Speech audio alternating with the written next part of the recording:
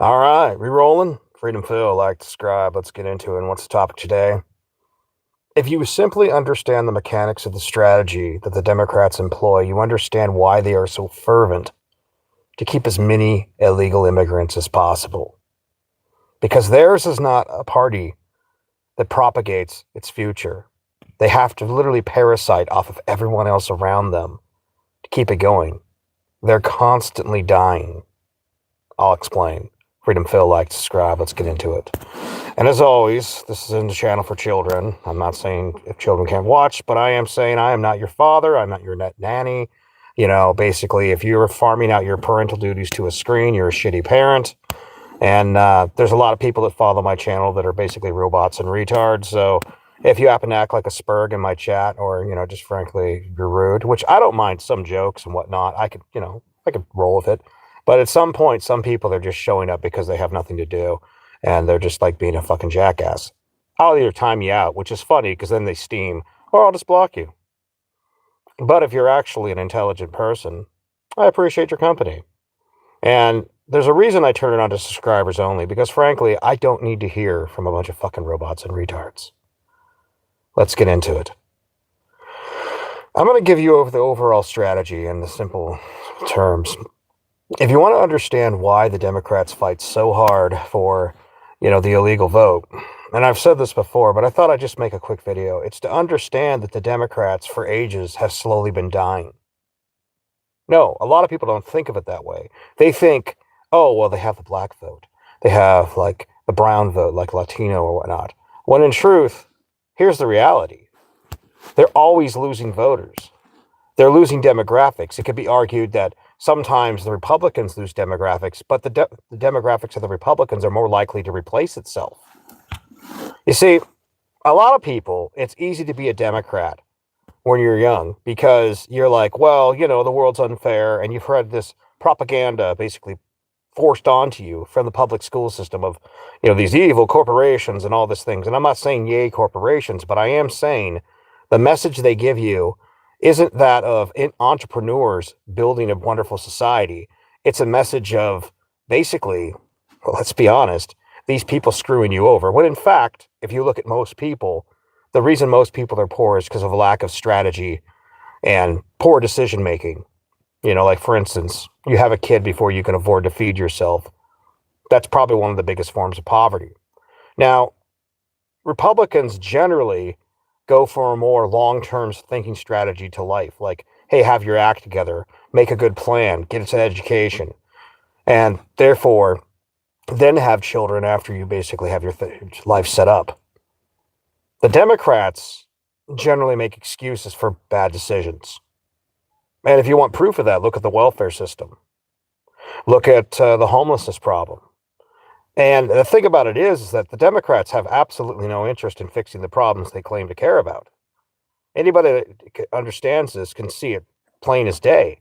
But if you can't see it, for instance, look at since the 1960s, was the black community having more or less single-family homes?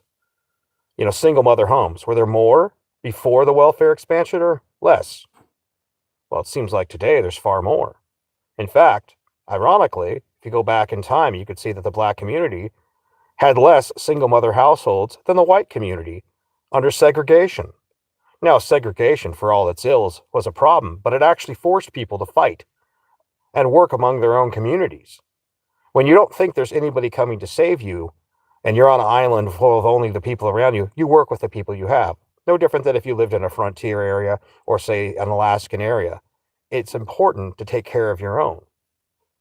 But once the best of your people can literally just move out, pull the Jeffersons. I hate the term white flight because everybody does it. Why is it only white people are not acknowledged for it?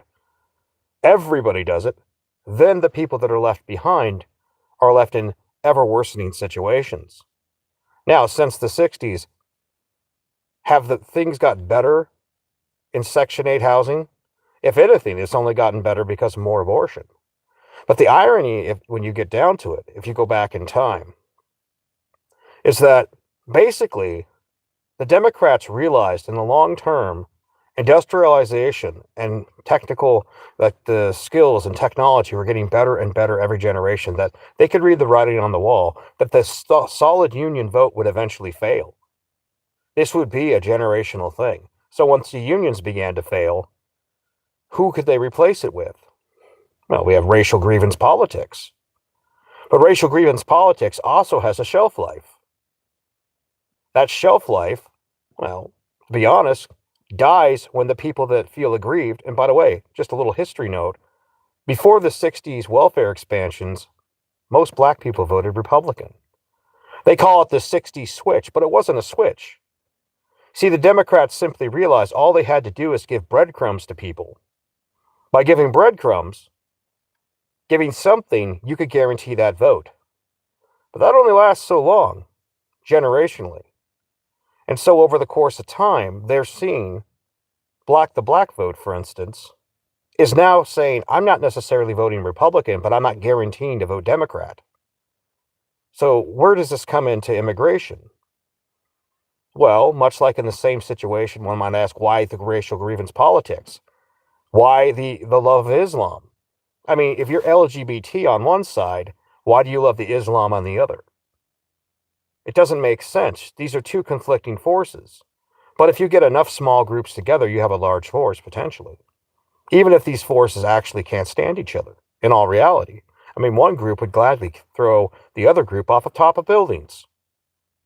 Well, the reality is that the Democrats basically abandoned not only their working class roots, their, union style roots, they abandoned their Christian roots, which then pushed a lot of former Democrats, working class Democrats, to be Republicans.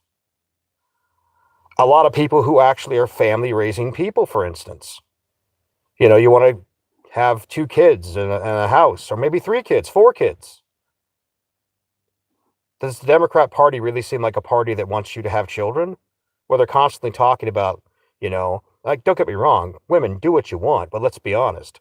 The mini whore phase from whenever you get frisky as a teenager to whenever you decide to grow up as an adult goes on for how many years? The prime years of your life are pretty much either working or extracting wealth from whatever man you're with, from this guy to that guy to that guy. That does not build a stable society. It does build a lot of GDP temporarily. It's fun, but it doesn't build the future and voters. And then some of these women, the boss girl that they were taught to be, some of you are just going to be barren your whole lives. You had the fertility window, you threw it away. So you're not replacing the voters. I mean, let's just be honest. Conservatives are more likely to have families. They replace their populations. Now, going back to the Democrats, they constantly need a new population to come in to replace the people that they never made. So what I'm getting at with this is that the Democrats literally have to be parasiting in order to fund their programs. Whether they're actually helping the poor. Like, look at the situation in LA. How many billions of dollars were given to charities to help the poor, and there's even more poor now than there were before. The poor aren't helped. This is just a way to take money from the taxpayers and give it to corporations, similar to what we're seeing with the Somali immigrants in Minnesota and the situation going on in Maine, Ohio, and practically every blue city. Why? Why take the wealth that you could have actually used to help the people? Well, frankly, because you can get a guaranteed voting block. And they'll always come out and vote for your party. So you're literally buying votes at this point at tune of multiple millions of dollars and eventually billions of dollars. How many bridges? How many monorails? How many homeless people could have been housed with that money? But the insidious reason why they want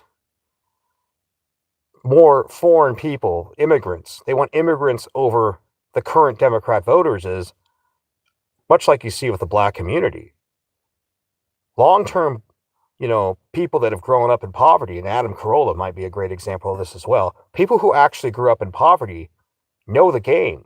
They know what's going on. And they've seen the same thing decade after decade.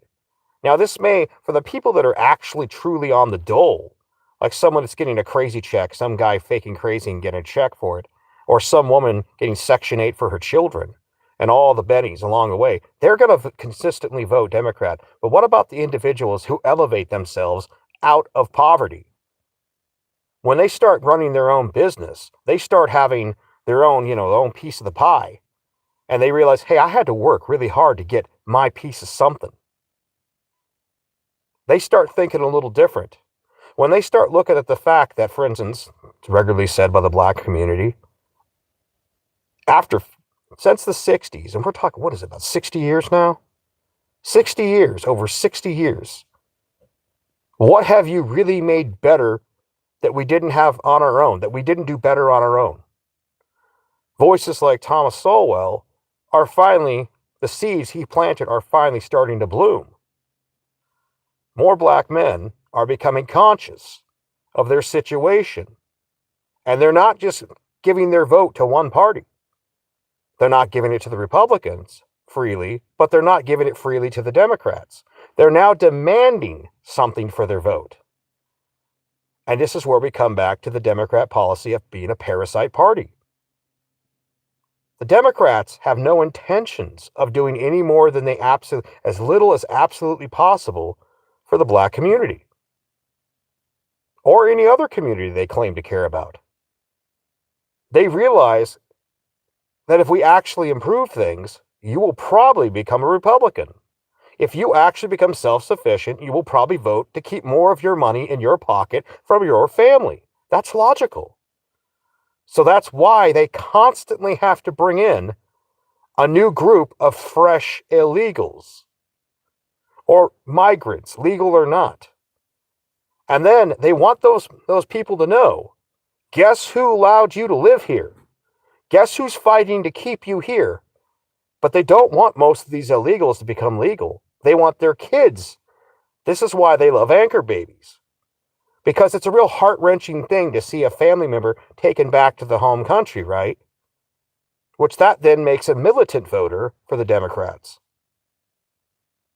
They want that illegal constantly in fear of the government.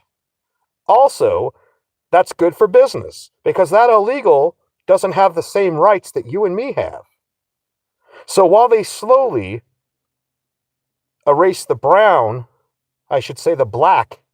out of the black community and replace it with brown people, foreigners, I'm not trying to say that eventually you will realize that, yes, somewhat Archie Bunker, you will see the black community sound more and more like Archie Bunker, ironically. As their community is being slowly replaced by these new immigrants. And not because this was like an natural thing occurring. It was because these people are literally bussed in. They're bussed in to work at the warehouses. They're bussed in to be your gardeners. They're bussed in to be basically for the suburbs. They're bussed in to be the nurses. They're bussed in to be anything, the nannies. The low-paid, easily disposable, but still living, and also probably on social assistance, having children that will guaranteeably vote Democrat. That is why they do it. They know they can't produce their own voters, so they always have to go to another group. It's no mistake that in the 60s, they tried to flip the script. The same party that was the Confederacy, the KKK, Jim Crow segregation, dished out how many ass whoopings on black people, then says they love you and gives you a little bit of food stamps and welfare money? No, they simply did it to buy your vote. But now that the black people are getting wiser, and every other group that's been Democrat for a long time is getting a little wiser, the moment these people start realizing, hey, wait a minute, I can just build my own business and do it for myself, that scares the shit out of them. So they always have to bring in new people. It's likely this is the same strategy you see going on in Europe. Think about it. You have people that have been in failing steel towns, failing factory towns all over Europe. And as their quality of life has slowly gone down, no plan for the future, just who still has some money is doing fine, and those that don't, well, they're on the dole. Just bring in a fresh crop of voters. That way you never have to be accountable to your own people. Now, that is exactly why the Democrats keep on bringing in illegals and that's why they fight so hard for them, because it's cheap labor and it's a replacement for your classical Democrat vote. Because, for instance, the Christian Democrats, the few that are left, that generation's dying off. So you can't count on them. That's why they want the Muslims. So they'll be dependent off the Democrats. The LGBT, the small percentage that is, constantly dependent off the Democrats. The black vote is less dependent off the Democrats than they were before. But they wanted you dependent.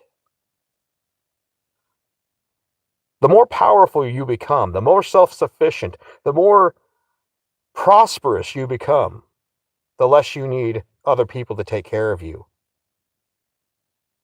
And that is the real threat that the Democrats fear. Republicans aren't winning because their strategy is genius. No. Republicans actually replace their own people. And while admittedly in the past, Democrats were the fun party, the good times party, the no war party. Remember, it was under Biden that we have Ukraine. Obama didn't start any wars. In fact, he bombed Libya into the Stone Age.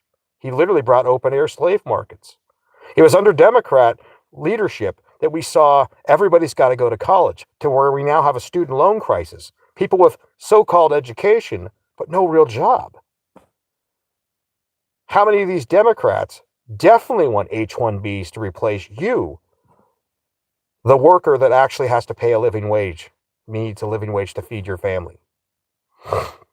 And make no mistake, Republicans love those H-1Bs as well.